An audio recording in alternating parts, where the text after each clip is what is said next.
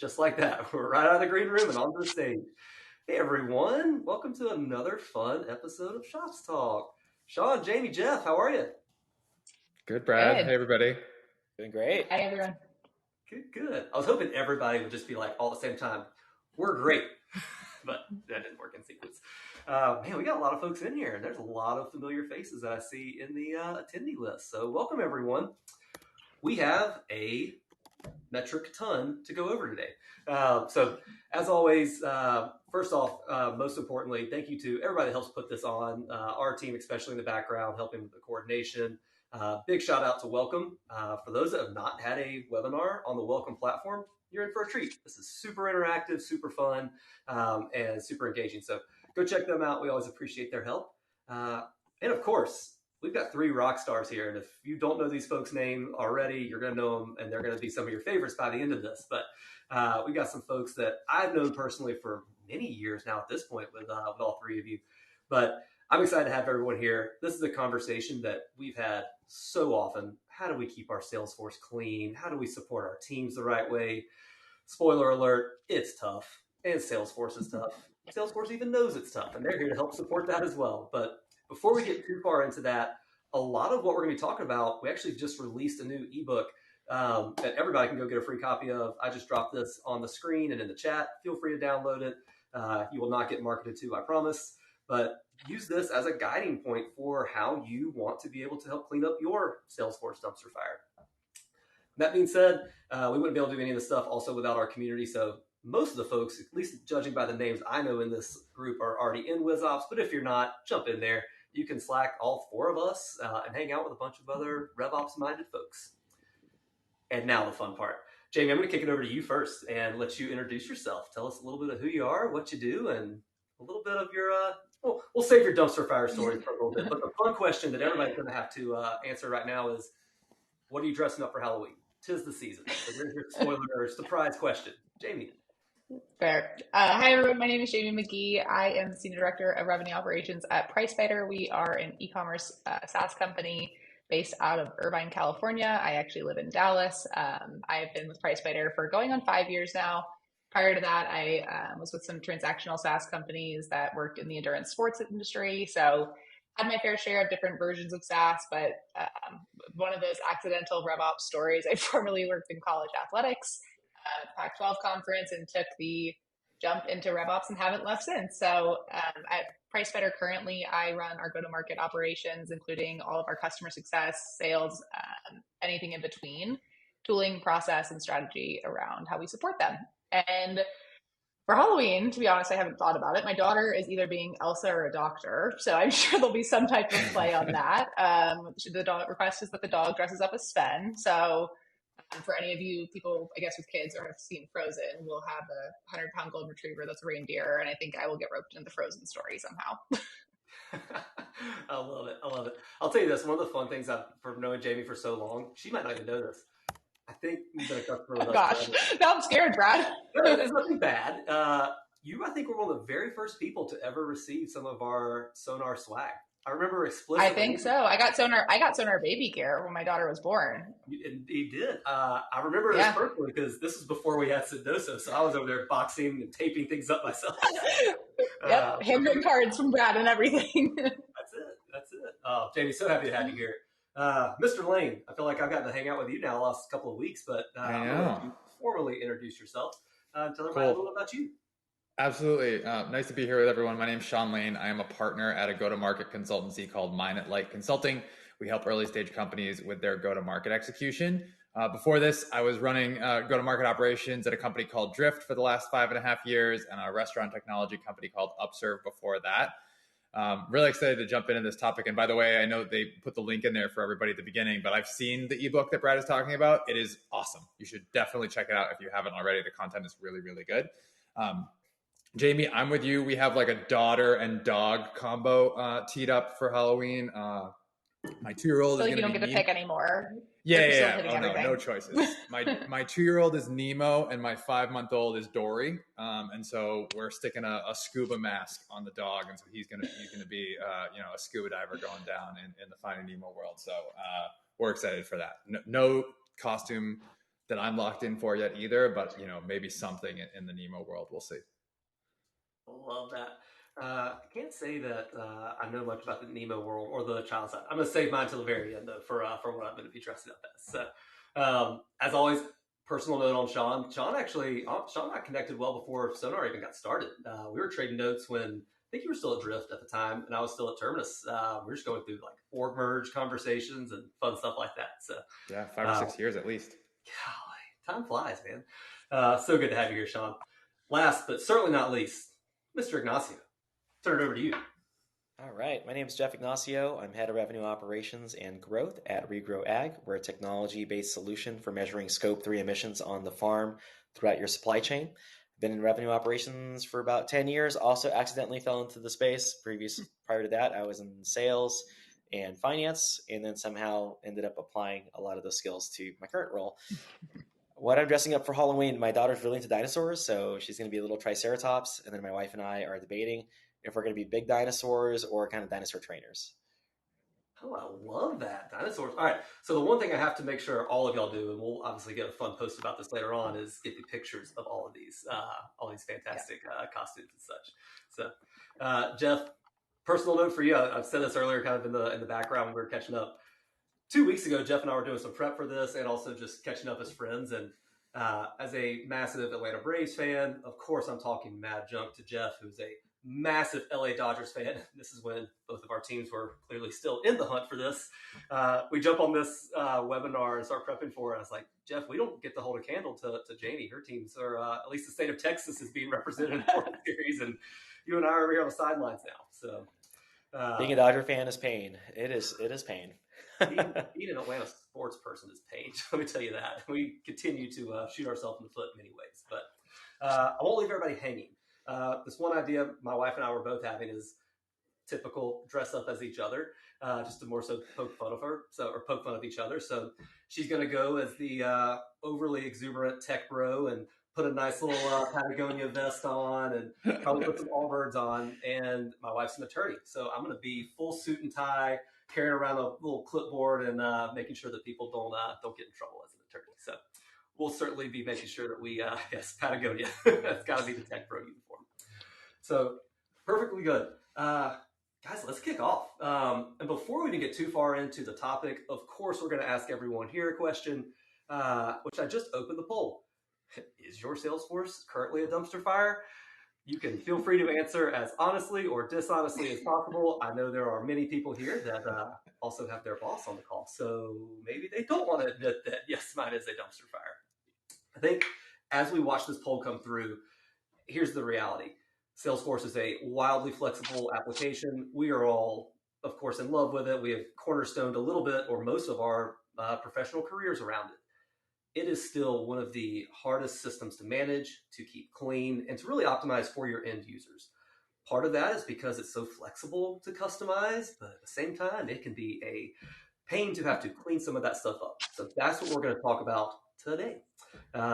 And good to know that we're all in good company. We were talking about this as professionals. Are we the ones that are supposed to say that we have dumpster fires? People make these things. The reality, Jamie, you mentioned this earlier, like it's impossible to keep these things clean. So we're all in good, empathetic company with each other, right? So good deal. Looks like most folks are. So we're going to keep the poll open. Feel free to jump in if you get late or if you're late to answering, but moving right in. And these are the cornerstones for what the ebook is too. So these next 5 pieces that we'll be talking about are part of that ebook. So by all means, feel free to jump in and get more granular with it. But here's the reality. You have to create a plan for this. Create a strategic plan for driving revenue efficiencies should be the starting point for that, right? But that's easier said than done. Jamie, I'm going to pass it over to you. So when you think about driving these plans and creating these strategic plans, what's the first thing that comes to mind and how do you execute it? I think one of the funniest things, Brad and I were talking about this earlier, is that if anybody says they don't have a dumpster fire in some way, shape, or form, I think they're lying, which the poll helped a lot reiterate. Brad didn't tell me about that. So, from my side, one of the things is really putting value around each dumpster fire, right? And when you think about the big picture of what you're trying to achieve, you might be 5 years into your role and halfway through your Salesforce, and you feel like you've made leaps and bounds and still have this dumpster fire. And one of the things, if you're in that situation, I think the biggest thing is that you're starting from those big, we call them big rocks sometimes, right? Like, is your opportunity reporting a dumpster fire? Is your service cloud a dumpster fire? Whatever it is, and whatever area is top of mind for you, stop there and pick one, because sometimes I think Salesforce can feel like you're trying to eat an elephant if you're trying to fix it as a whole dumpster fire rather than isolating them together. So as you're picking one of the ones, if you're thinking forecast accuracy or your NPS scoring or anything like that, and how you're facilitating the data there, is pick one and draw the ideal outcome from it and get a quick win from it, because I think that can make it a little more digestible than saying my whole Salesforce is a dumpster fire. And I think it's really overwhelming for everyone, which is why everyone feels like they have a dumpster fire. But when you can isolate those little pieces and pick one and make a win out of it, it's very easily repeatable rather than trying to do 10% of solving an entire dumpster fire. So that's my big piece. I categorize everything out in those dumpster fires of it doesn't exist and we need to figure it out. It exists, but it's not enterprise ready and doesn't do what we need it to do. It exists and it's good to go, let it be. And so I think that's like the biggest picture, is kind of boiling it down to those things. And don't be afraid to recognize the good, the bad, and the ugly of what's going on. And don't be afraid or ashamed to admit it, because like Brad said, everyone has them. It's just in different places. Totally. I think the one thing too is we were prepping for this, and Jamie and I were kind of catching up about this that you just highlighted. Not every fire is the same. And what might be a fire on the admin side or on the RevOps side, the back end side, might actually not be a fire on the front end or to the end user. So, but you're right, you don't get to do that without the proper planning and understanding, sort of starting from the top and categorizing. Completely agree. Sean, you're up. When you think about planning, execution, and insights, what comes to mind and what framework do you use on it? Yeah, I mean, I think what Jamie said around outcomes is probably a good kind of North Star for as you think about putting your plan together, right? Like, to your point, Brad, you might just not like duplicates, but the problem is not that you don't like duplicate accounts. It's what that does to the workflow of your end customers in the business, right? And so when you talk about planning, execution, and insights, that's how I think about actually setting up both the work that we do as a RevOps team, as well as how you might specialize the people within your team if you've got enough folks to do that. So for this type of work, right, if you're thinking about planning, that's everything that happens before a customer facing team member is even in their seat. So that might be territory planning or comp design, or how you think about which geos or industries you want to go into. And in order to make any of those decisions, you need clean data in your CRM, right? And so that all of a sudden becomes the outcome that you're driving towards, is you can't properly set the people on your team up for success without the CRM being in a good place. And then when you get to execution, it's all about kind of how you design the processes and the tools that support the day in the life of all of those different team members on your team. And so if leads are slipping through the cracks or their workflows are broken, all of a sudden execution can't be done. And then insights is the third leg of the stool. And that's where, every operator says they want to be more proactive as opposed to reactive. You can't possibly be running those analyses and bringing insights back to the business if you're sitting there dealing with data issues, because it's just going to be garbage in, garbage out for those insights that you're trying to be providing. So I think if you think about it in those three buckets and then align the work you're doing to those end users that you have internally, that's a good way to start putting that plan together. Totally. Couldn't agree more.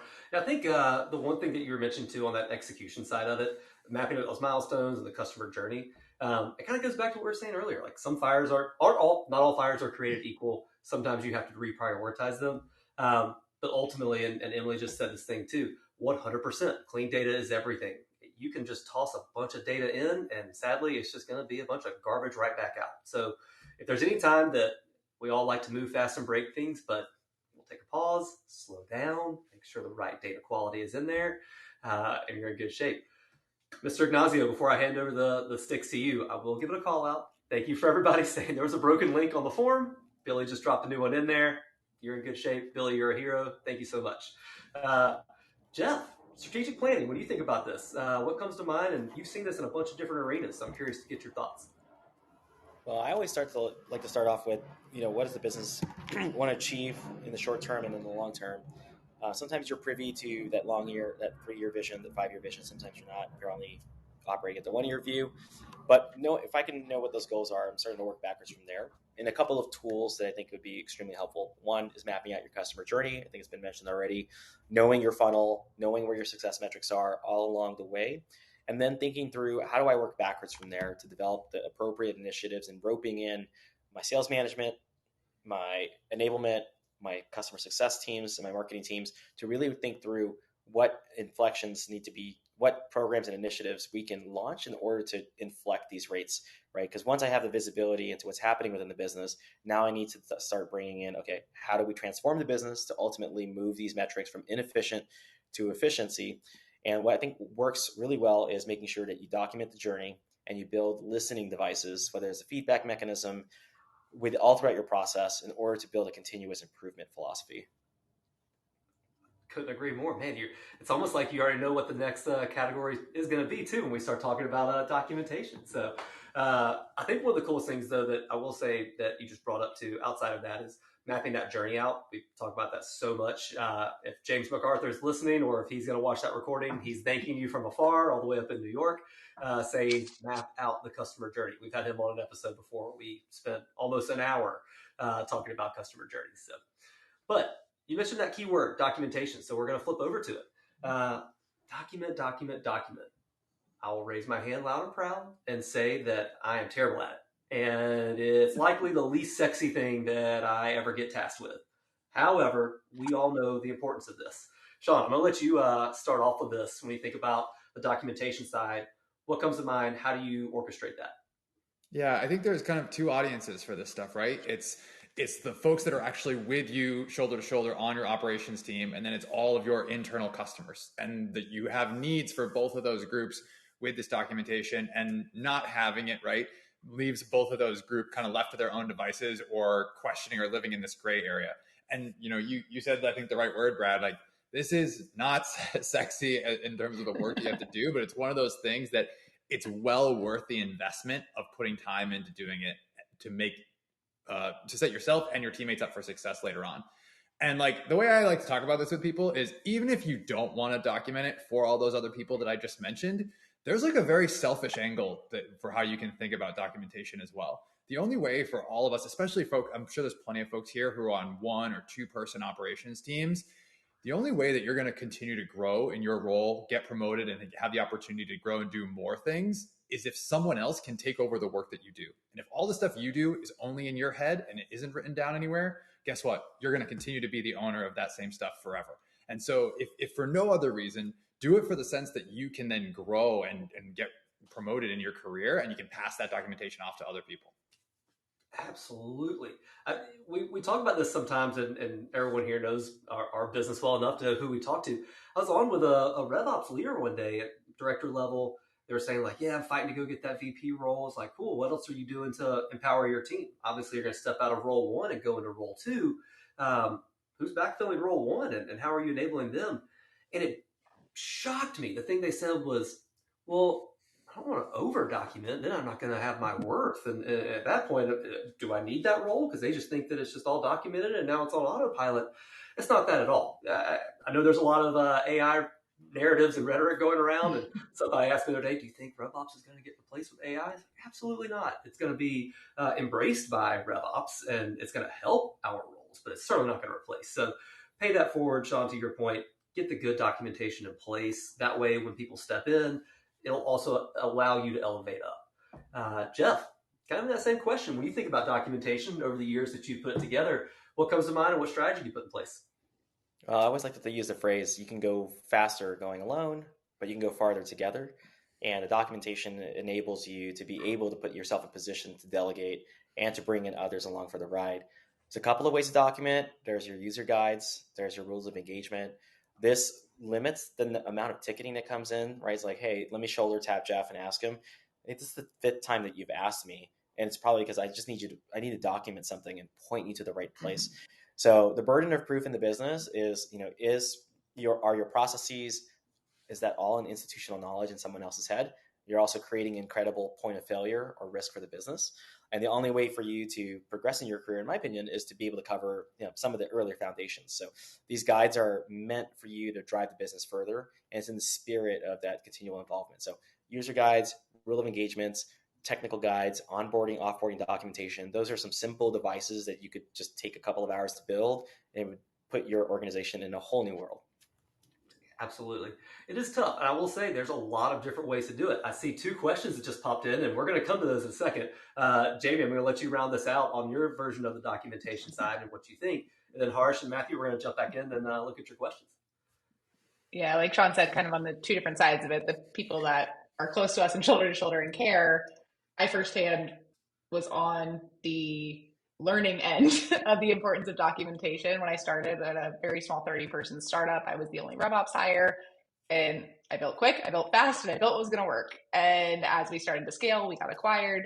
There was no RevOps in place where we got acquired, and we grew very quickly. And as I started getting further and further through migrations and things like that, I found myself just kicking myself back and back and back. And small plug Sonar was going back not only into past Jamie's life of what we did and what we built and documenting from there, but also from an org I acquired that I knew nothing about.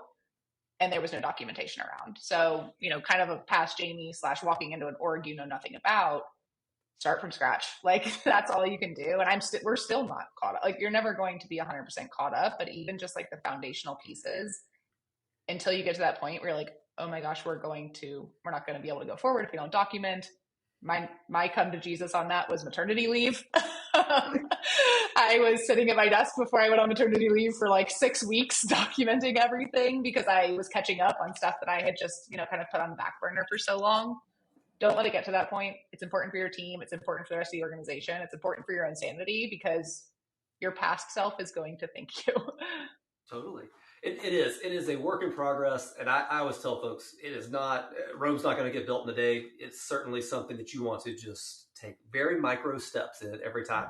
I threw myself under the bus earlier saying, I don't like documentation. I hate it. It's kind of the answers a little bit of Matthew and Harsh's questions we're going to get to. But I was going to pull up Jamie's version of Sonar and show some of her documentation, but I wasn't going to do that. Probably sensitive. But we do have some like versions of it. It's kind of going over Sean and Jeff right now. You can barely see this, so we can send some better screenshots. But there you go. Jump up over it, Sean. There are better ways to do this. And so when I say that I'm terrible at it, when we designed this using our own tool, like these are the ways that I wanted to be able to do it. And so this is how we started to put it in. So putting some of these context-rich pieces and being able to share them out in better places like Confluence and Jira and Guru does allow you to get that disbursement out further. Now I'm over my face and Jamie's, but it does help you start to put that documentation in place. So it is fun. Be sure to check those out. Regardless of the system you use, be sure to actually make sure that you have some documentation. I'm going to jump into Harsh's question. We'll put it at the very bottom. What is the best way to document when you have multiple tools and processes running across the tools? Rapid fire. Whoever wants to jump in, feel free to. I think you have to know who your audience is, right? Like we mentioned before, documentation for, other teammates in ops versus some of your internal customers. You can't write and create documentation the same way for those two different audiences, right? And so if you're talking about multiple tools, for a sales rep, for example, they don't want to go and find the document about the process they're doing. They want that information to be as part of the process that they're running, right? And so I think a good example of this is, if you have opportunity creation criteria where it's like, okay, these things have to be true in order to create an op in our organization, you need to embed that criteria in whatever process a rep goes through to create that opportunity, right? And so you want to almost have it be just-in-time enablement for folks when that documentation is needed. You can be a little bit different for the folks that are internally within your team. I think just one other thing, Brad, you made me think of when you're talking about like how brutal sometimes it can be to create this documentation. The one thing you can do is leverage all the tools we've been talking about to make it easier on yourself to create it in a form that you like, right? So I know you guys are using AI at Sonar, Brad, to create some stuff, but like if you prefer making walkthrough videos of something, record yourself doing a walkthrough video, share your screen, and then send that off through any number of tools to get a transcript back. And all of a sudden you've got documentation, right? So there's a number of different ways short of just sitting there and typing stuff out to actually produce the type of documentation you might want. Totally. Beautifully done. Actually, that's why I just switched over to Matthew's question. How do each of you format your documentation? Jeff, Jamie, jump in. Go right ahead. I'm again taking a page out of Sean's book. It kind of depends what we're looking at, right? From the documentation internally, we centralize it around the tools involved and the fields involved, the impact, the desired outcomes, and the reasons this is put in place, right? I think from the user facing side, I'll get to that a little bit later as we talk about kind of training teams and stuff. But I think to Sean's point again, it depends on where your team lives and how the documentation is going to be leveraged. Is it from a day-to-day perspective? Is it a someone took my role and they need the dirty details? So there's a lot of dependencies there of what's going on and kind of the audience. But in general, it's, you know, if I was to win the lottery tomorrow and never come back to work, what would they need to know? And I think that looks different for every single process, right? It looks different if there's multiple tools involved. It looks different depending on who you're targeting for the training. So I think the documentation, I think there's kind of a couple different variables, but there's no, I don't think there's any playbook or template that would be applicable across 10 processes. I agree. Yep. Jeff, any thoughts? Formatting wise, formatting wise, I start with, you know, what are you trying to do as the end user? If I'm trying to manage my opportunities, manage my accounts, manage my leads, I start with those as headers, usually like a heading 1 on a Google Doc, for example. And then I start with questions like, how do I accomplish X, Y, Z? And those will go into the table of contents. And then I always have a hyperlink back up to the top of the table of contents so that folks can hop, skipping back and forth in the document. Then fields are generally bolded and italicized, very minutia, and then a link to a Loom that shows you how to do it. So it's a quick, like 20, 30-second video of how to do that. It doesn't take that much time to put together. It's just very quick. And that allows folks to go in the document and say, okay, I see what you're doing, how you say it with this paragraph, and then I click into the Loom, and I can actually see you click by click. Love it. And it's almost like you teed it up perfectly, because not only on documentation, but you got to start training people about it too, right? And so when you think about the training of your teams, you're spot on. First off, know your audience. Not every audience is the same. We all work in respective industries, some of us in tech, some of us in agriculture. I'll tell you, personally speaking, when I was doing Salesforce consulting, I was working for a field marketing company. They were one of our customers, and I was training like field sales reps who take a piece of paper and a pen into a grocery store to talk to their customers. Nowhere in these two hands did they have a computer. And so what did I have to do? I actually had to figure out how to print some things off to get them trained. They wanted to keep it in their notebook. So know your audience for sure. But talk about training. Jeff, I'm going to pivot right back to you and let you kick us off. When you think about training your go-to-market teams, what are the necessities for new processes and implementing them? I think the biggest thing is to make sure that training just doesn't happen once. It happens over and over throughout different phases of a deployment. And so I like to stress on over communication, almost to the point where there are no surprises by the time the tooling or the update comes out. People instinctively don't like change. So by changing a process, you're moving the cheese or you're introducing fear into the business. And I like to at least show them why. Like, why are we making this change without making it too fluffy? And then actually showing them how it's going to benefit them in some meaningful ways. Fewer clicks, better information, whatever the benefit's going to be. And ideally, you're bringing people in early. You're bringing them into either the requirements, the design, the testing phase, maybe even as late as the deployment phase, but you got to bring them in early. And there are a couple of folks in the business who are influencers to the rest of the organization. You get their buy-in, you're hopefully getting a vast majority of the org to buy in as well. And then once you've rolled out the change, it's not set it and forget it. You really have to track adoption in some meaningful ways and celebrate wins. When folks are starting to do process the right way, you're going to start hearing it from the org. The org is going to start coming to you and saying, that has really, really cut my day down in meaningful ways and reallocated the time to spend on other things. Once you get that type of traction, that's how, for me, how you make change management and training real. I love it. It is tough. Change management's the real deal, and you have to have it. I think we just saw a comment in there from Nicole about how you have to consistently keep doing it too. It's super important. Jumping over, Jamie, when you think about it, setting them up for the new processes and training, how have you implemented this so far, especially at PriceFighter? Yeah, I think Jeff made a really good point about having influencers throughout the organization that are really crucial in the adoption of that. And to take it one step further, when you think about those influencers, I usually, within a pilot or a beta of rolling out a new process or a new tool, I try and scale my group of my really strong tech adopters that are going to pick this up at the top of their hand, were Salesforce admins in their past life, right? Understand the ins and outs, and those that I took 2 years to get off Classic to Lightning, right? Like there's a bridge in between, and you have to adapt for both. And find a medium of how the process works and making sure it works for everyone and it's easily comprehensible. And when you start the training on that, I serve it up on a silver platter, put it right in front of everyone. You know, we talked a little bit earlier about kind of guiding through the process of the enablement, making required fields, things like that. We are knee deep in screen flows and in-app guidance and scribes and anything in between to draw it out start to finish as best you can and leave no stone unturned. I think a lot of implementing tools and processes can come second nature to people in our roles because we do this all day, right? And we think this is going to make someone's life so much easier. And we're like, just it's easy, just click there, right? Or just how can you forget to do this? But when you step back and look at it from a rep perspective, the easier and more standoutish and more mandatory you can make it, and kind of more fun to someone's point, it feels like something different rather than just another administrative activity for them. Totally.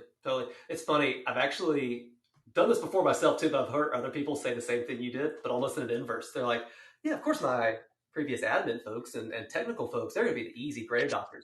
I've actually done this one other time. I have found the least technical person on a sales team and made them my champion and brought them along. Yeah, that's the ideal. It is. I'll it call is, him 100%. way back in the day. And I literally made him, like, when I was doing training, I would make him come up with me. We're all back in office at the time. I'm training and showing people how to do things. Like, Jim, you grab the 6. You go over here and click. I already trained you how to do it. So if you can do it, I know anybody can do it. Exactly. Yeah. Start with those. I mean, I think the biggest part of it is, you know, whether you're serving it up on a silver platter, whether you're sitting and doing a video training or revisiting it, it's, you know, focusing on the why and not just an administrative task, right? Like, yes, I need you to fill in this field or I need you to complete this process because if you do X, Y, and Z, we're going to be able to measure this or we're going to be able to drive more resources towards this, right? Totally. Sean, I'm going to flip it over to you now because I think this is also a very interesting perspective from you, doing it internally and now with mine. Said it right this time. I'm not saying it the right way. I've said it the wrong way like 5 different times with Sean, so I promised him I was going to say it the right way. But you're in a different lens now on the consulting side and helping people make sure they maneuver this the right way. So when you think about training those teams, what comes to mind and how do you go through this? Yeah, I mean, first of all, I think Jamie and Jeff made a bunch of really, really good points of how you start with the why and go from there. I think there's a few things. Like, one, when you think about a lot of these internal users, they actually don't usually want to learn the process, right? They just want the outcome, right? I had a really interesting conversation one time with this guy, Mawar Ezer, who leads marketing at WalkMe.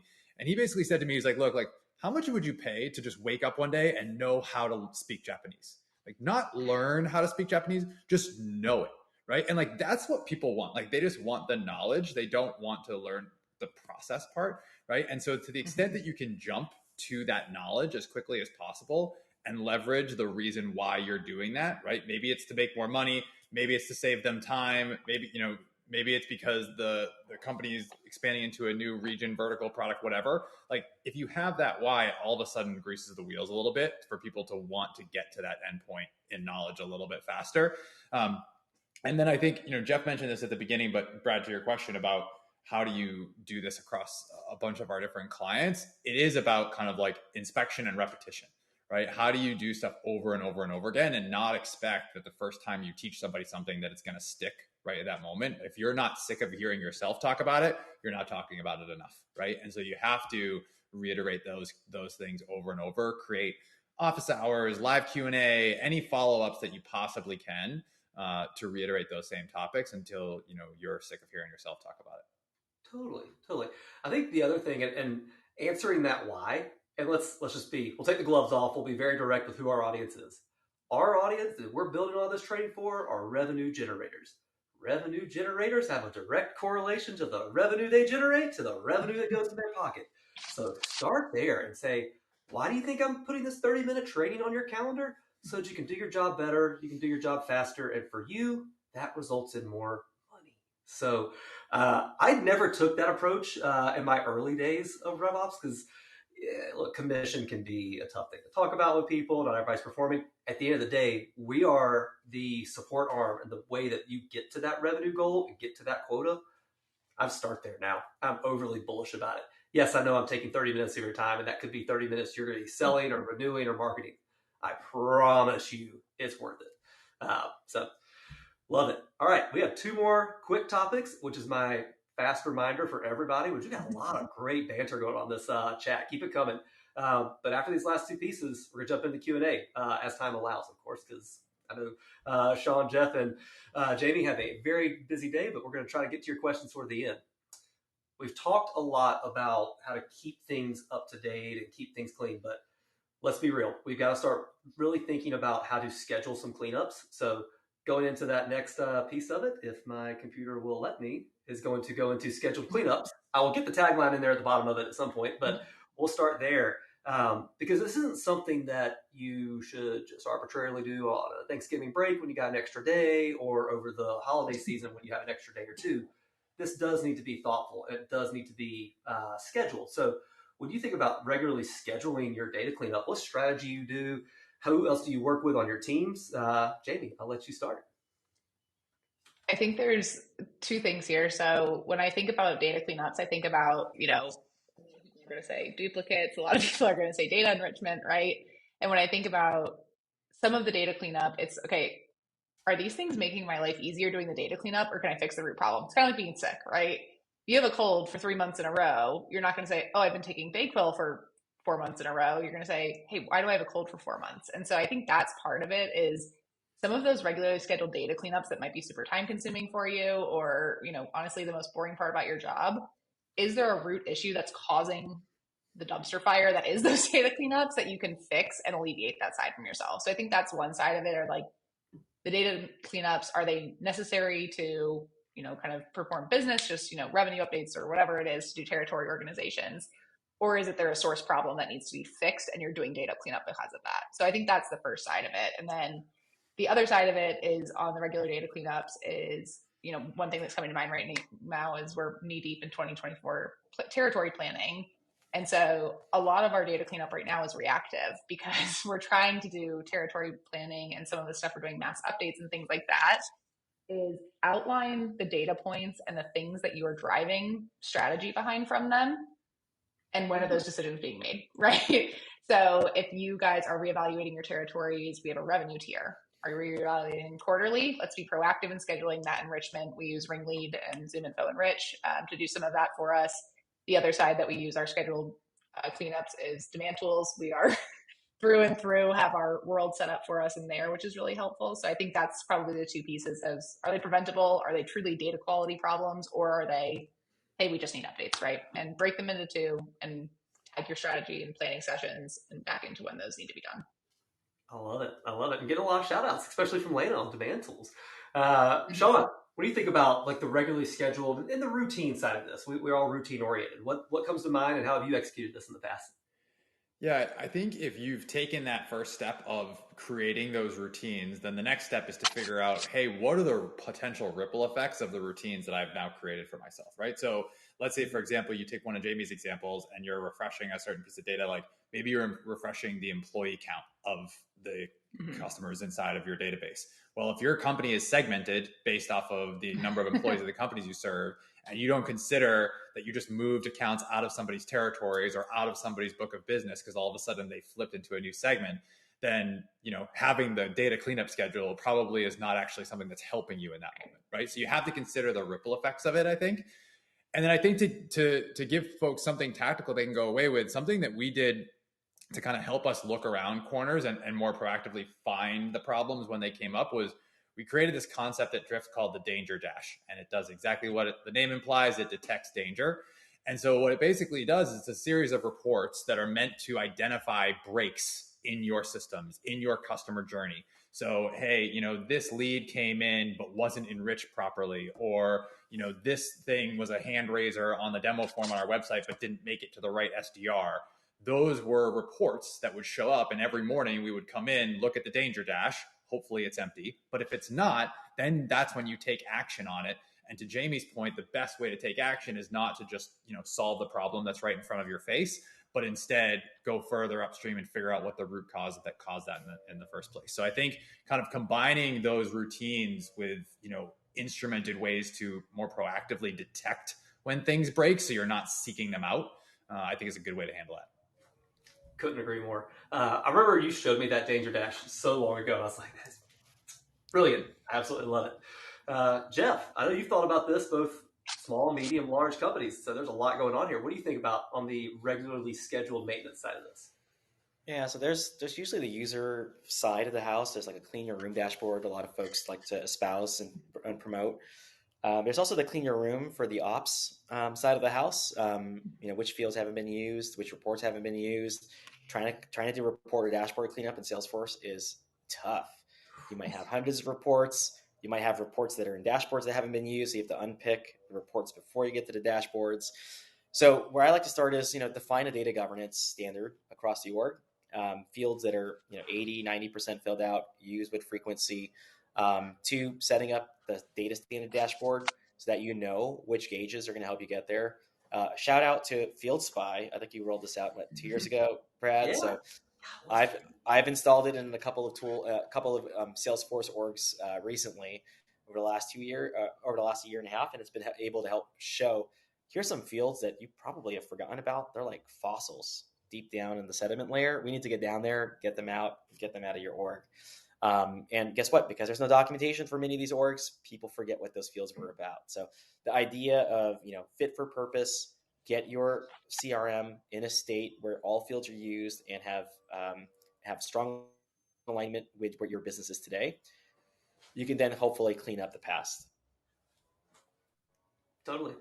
It's interesting on a couple fronts for the cleanup side. Hopefully Jeff didn't freeze up too much. I didn't know if you were done or not. You might froze for a second. Or maybe I'm freezing for a second. Who knows? I think it's Jeff. Okay, cool. Making sure you never know when you're on one of these things if it's you or not. So the beauty of live webinars. It is true though. It's when you're going through that cleanup and justifying what to remove and what to keep. I heard somebody say this the other day because I asked some of our customers this. How do you prioritize this? I thought this was brilliant. They said, I go through the number of tickets, the number of requests I got last quarter, and most of them were for like a new data field I need to track, give me a new checkbox or new pick list value. And I run a report, like I use Field Spy to see the population density. But I go back through there. I don't even let it get to be a year or even like 2 quarters. Every 90 days, I look back at the requests that people have put in. And if they're not populating that data, they're going to get one email or one Slack from me that says, hey, are you still using this? And if they don't respond in time or if they don't give me a good answer, that thing's gone the next week. I thought that was like actually really good because too often we all get requests from stakeholders. Hey, I need this, I need this, I need this. And that's our job, is to fulfill those needs. But are we always using them? Probably not. So I'll switch over to this. We started talking about some tooling a second ago, but we will jump right into more tools now as well. I'm going to let Sean kick this off first to talk about some of the tools that he's used in the past. And just as full disclosure, these are everybody's personal opinions. There's no sponsored here for any of this stuff. So these are true RevOps folks using real tools to get their stuff done. So Sean, take it away. What tools do you typically think about in your tech stack that help you with this activity?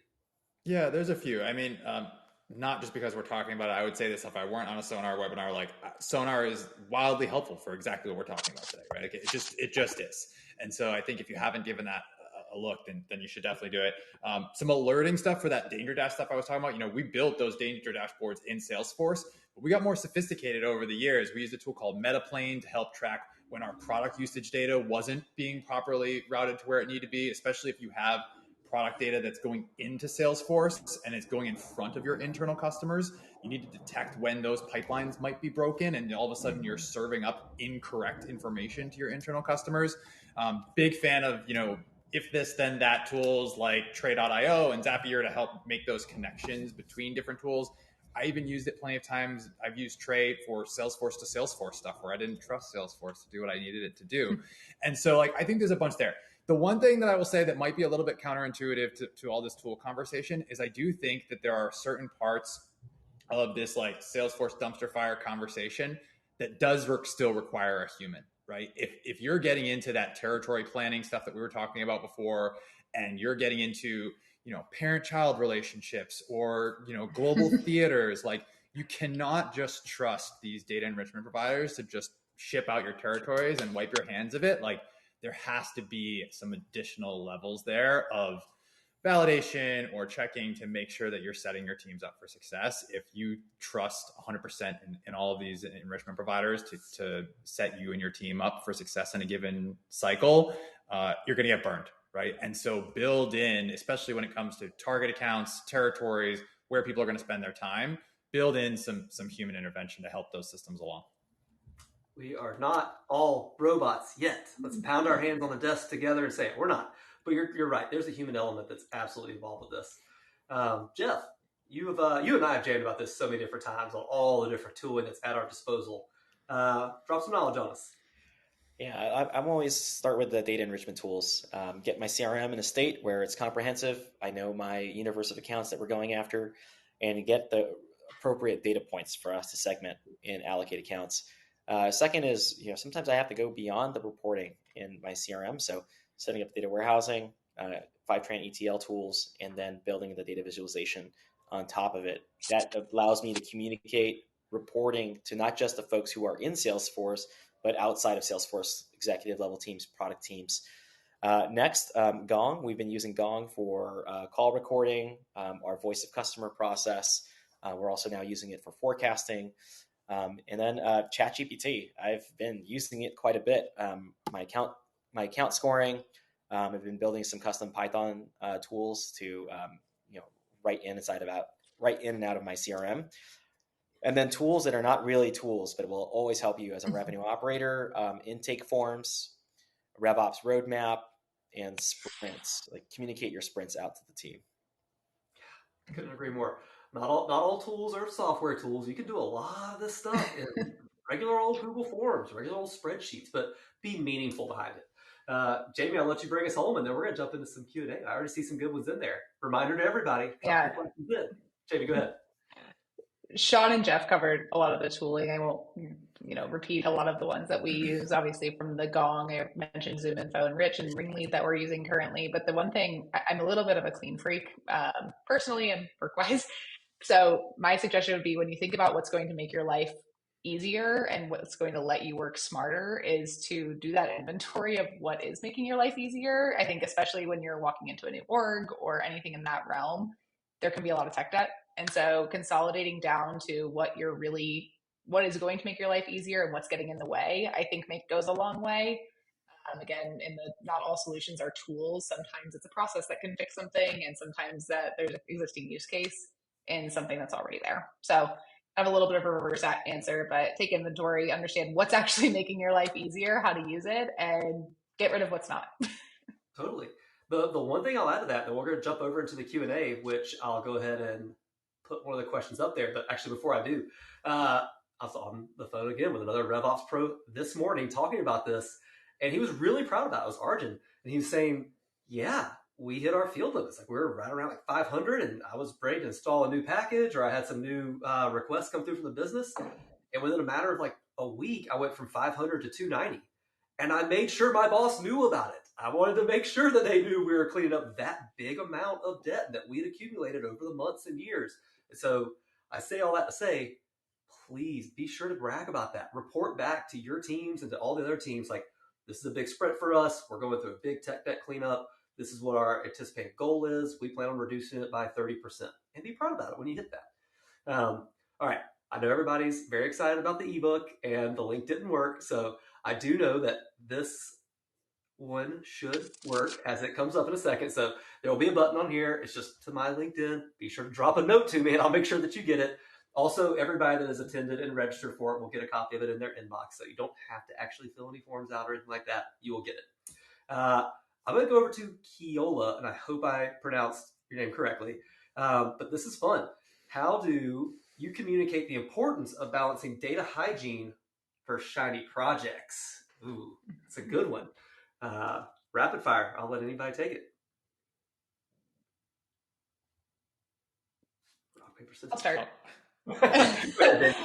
I'll start. I think one of the biggest things on balancing it, not necessarily communicating it, balancing it, is defining the outcomes of if one ball drops, right? We all have a million glass balls in the air, and which ones are going to drop and which ones, and what's the impact they're going to have, to what we were talking about earlier is the impact that our territories are going to be in flames, right? And what is going to create the biggest dumpster fire? Because sometimes those shiny projects are more revenue driving than, losing and resisting data change for a month. So that's one thing, is just kind of balancing those and understanding the impact. If we do drop the ball on one of the data projects, sometimes it happens. Like, that's very real. And I think if anyone says they haven't done that is a liar. But I think that's the reality, is kind of evaluating the impact of dropping those and then communicating the outcomes, and being very honest about it. I love that. Impact analysis. Like, what's going to make the biggest impact? And that's how we should actually prioritize. Sean, Jeff, any thoughts? I think first and foremost, there's probably a whole bunch of shiny projects that are not possible without clean data, right? So like, you might have a chicken or an egg thing situation going on there, but so question that before you commit to any of those shiny projects. But I think honestly, it comes back to the routines with which you talk about your goals, right? And so setting goals in the first place gives you a way to then have a meaningful conversation about priorities. So when something inevitably does come up 3 weeks after you set all your goals, you have something to point to and say, look, like, this is what we agreed to are the most important things that we're all going to work on together. We can absolutely do this new shiny thing, but one of these other things has got to come off the list, right? And so it becomes this, constant reprioritization exercise. You can't be rigid because a lot of the companies you're working at are changing all the time. And so if you just say, no, these are the goals, we can't possibly change them, like, that doesn't work either. But at least then you have this list to say, look, these are the goals that we agreed on. Let's figure out if one of these needs to be reprioritized. And then all of a sudden you can have a better conversation about it. I love that. I love that. Jeff, anything to add? I'd add that all data projects aren't created equal, right? There are some data projects that are the foundation for your business. So accounts, the enrichment around it, the contacts. So that can be automated in some fashion. Ringlead is an excellent tool for deduping, for example. But then there are other data projects like next steps, close dates, stages, exit criteria. You could push that onto an operating sequence in the company, an operating rhythm, pipeline management call, forecasting call. So you don't have to do it alone as a revenue operator. You can involve the go-to-market team. And then in terms of shiny projects, that's where the roadmap comes into place, right? Like, how many big rocks can your organization take on at any one point in time? If you're a team of one, you're probably only taking 1 or 2 transformational projects per quarter, just because of all the other things that happen throughout the quarter. You want to limit yourself to those 2 big projects. And what's going to happen is you're going to get a wait list across the organization, across all your stakeholders, to get on that roadmap. And it's also an opportunity for you to, ask for some help. You can start making a business case for why the operations team needs to be augmented in some form or fashion. And so, use your time wisely, focus on what's important, but also, it doesn't hurt to raise your hand every once in a while. Ask for help in a strategic way. Totally. I'm going to drop a link in here. We got one more question, but I think this is a great thing. I reference this all the time. RevOps folks have to do this all the time. How to say no with grace. And Tim Ferriss has a really good blog on this, where he almost goes through the whole thing and actually never says the word no, but it's a great way to facilitate that answer that you need without being, the person that has to shoot down the shiny project. So we do have one more question. I'm going to go ahead and jump to it. And Matthew, I love this question for a couple of reasons. We talk so often about make sure I got it on there right. Okay.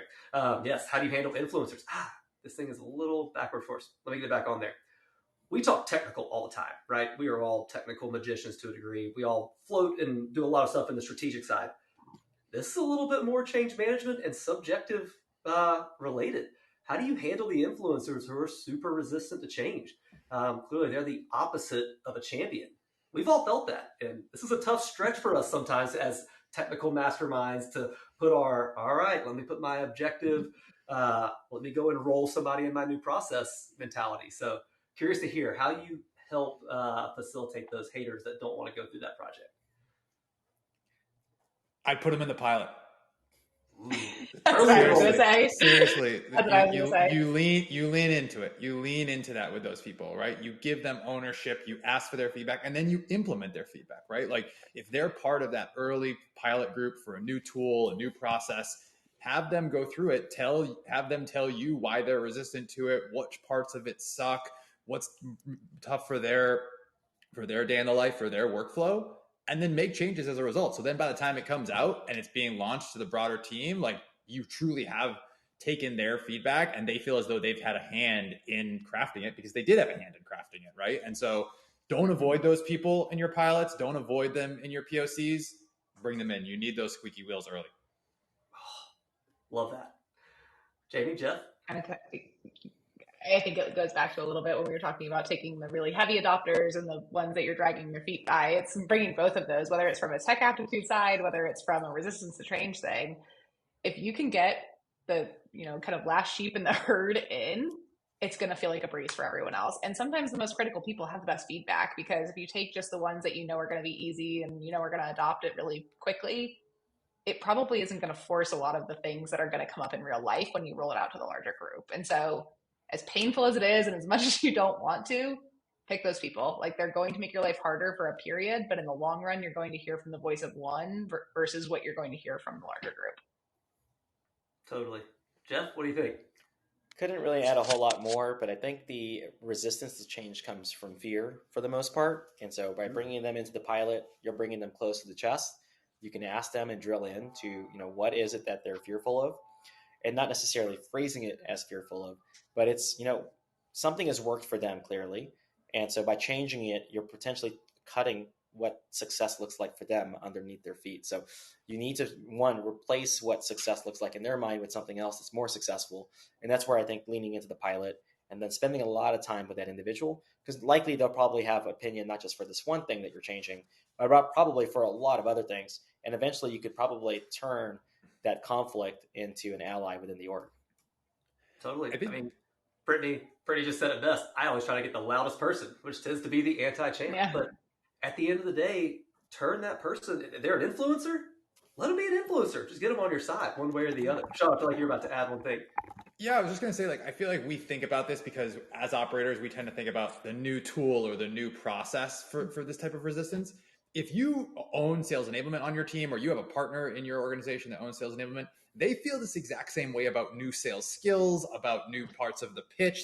This is not, exclusively related to tech and process, right? And so you should think about this the exact same way you roll out a new discovery framework or a new skill set inside of your organization as you do for these tools. And so if you've got that enablement partner, or they're part of your team, that's someone you should be talking about this stuff with, because it's the exact same thing around, okay, you need to launch this new thing, you need to prove to people that it works, and then you need to show them that it works, right? And then that same thing applies to any new skill set you're trying to launch. So I think there's a bunch of applications of what we're talking about. Absolutely. All right. Last but not least, we're on the last 2-minute drive home of this, which I always love. This is my favorite part, mainly because I'm connected with all of you, especially our 3 speakers in WizOps. So, of course, if you're not already in our community, click that little button, jump on in. The water's just fine. But we do this for our community. We're trying our best, doing our damnedest to elevate all RevOps and all business systems and all operations folks equally. Roll back the clock, go back to day 1 of operations, and you want to know, if you're in this audience, what advice would you have for an early ops person in their career, how to get to where the 3 of you are right now? And Jamie, I am going to put you on the spot, and I'm going to let you go first. I was hoping you wouldn't do this.